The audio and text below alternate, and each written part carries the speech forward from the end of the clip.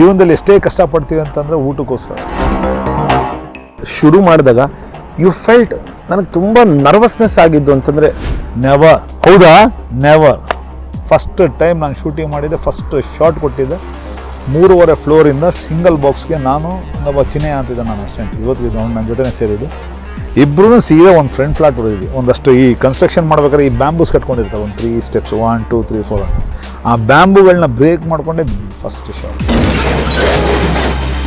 ನನಗೆ ಒಂದು ಲೆನ್ಸ್ ಬಗ್ಗೆ ಗೊತ್ತಿರಲಿಲ್ಲ, ಏನು ಶೂಟ್ ಮಾಡೋದನ್ನೋ ಗೊತ್ತಿಲ್ಲ, ಏನೂ ಗೊತ್ತಿಲ್ಲ. ಸೀದಾ ಹೋದ ಮಾಸ್ಟರ್ ಆಗೋದು. 2.25 ವರ್ಷ 3 ವರ್ಷ ಮನೆ ಕೂತಿದ್ದೇನೆ. ಈ ಒಂದು ಗ್ಯಾಪಲ್ಲಿ ಕೆನರಾ ರಿಕವರಿಲಿ ದುಡಿದಿದ್ದು, ಸ್ಟೆಂಟ್ ಮ್ಯಾನ್ ಆಗಿ ದುಡಿದಿದ್ದು, ಒಂದು 2 ಸ್ವಂತ ಆಟೋ ತೊಗೊಂಡಿದ್ದೆ.